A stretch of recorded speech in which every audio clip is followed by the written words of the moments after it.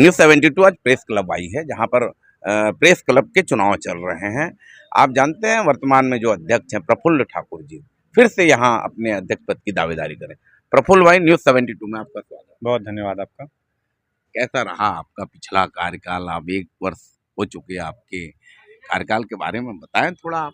बहुत अच्छा रहा हमारा कार्यकाल। हम जब जीत कर आए थे 2024 में, फरवरी 2024 में, उसके बाद बहुत सारे ऐसे काम हैं जो प्रेस क्लब में बहुत सारे रचनात्मक और सृजनात्मक काम हमने किया है, और सरकार के साथ भी बहुत सारी ऐसी पॉलिसियां हैं जिनको बनाने के लिए हम लोग अभी निरंतर प्रयास हैं।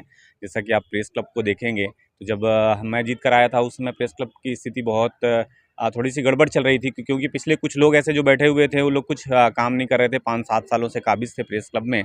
तो हम लोगों ने आया तो कुछ रचनात्मक करने का यहाँ सोचा, तो उसी का परिणाम है कि हमने प्रेस क्लब में एक बहुत अच्छी लाइब्रेरी बनवाई। चूँकि प्रेस क्लब पत्रकारों की संस्था है और मेरा मानना है कि पत्रकारों को पढ़ना लिखना चाहिए, तो हमने एक लाइब्रेरी का निर्माण कराया। महिला पत्रकारों को ध्यान में रखकर यहाँ हम देखें कि महिला पत्रकारों के लिए वॉशरूम तक की व्यवस्था नहीं है, तो हमने महिला पत्रकारों की एक अलग से कक्ष का ही निर्माण कराया है, जहाँ उनके लिए सभी सुविधाएँ जो है मौजूद हैं। तो इस तरह से और भी बहुत सारे काम हैं। हमने पारदर्शिता की दृष्टि से हमने पूरे प्रेस क्लब को अब लेन देन जो है, पूरा हिसाब जो है वो डिजिटल कर दिया है, ऑनलाइन कर दिया है। कोई भी चीज़ अब कैश में नहीं होनी है।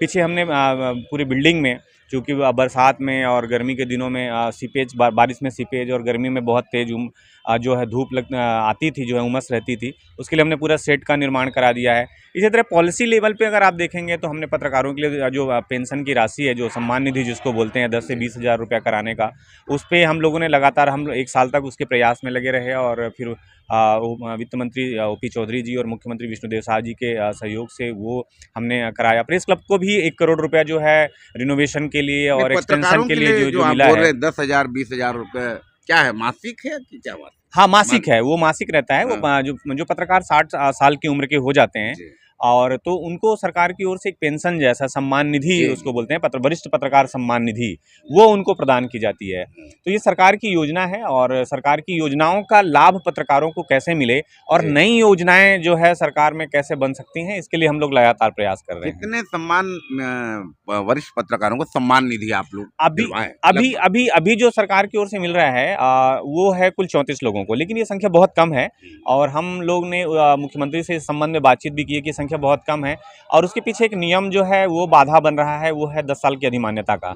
तो हम लोग इस पे अभी काम कर रहे हैं कि इस अधिमान्यता को, नियम को खत्म करके कौन से ऐसे नियम है जो बनाए जाएं जिससे ज़्यादा से ज़्यादा पत्रकारों को इसका फायदा मिल सके।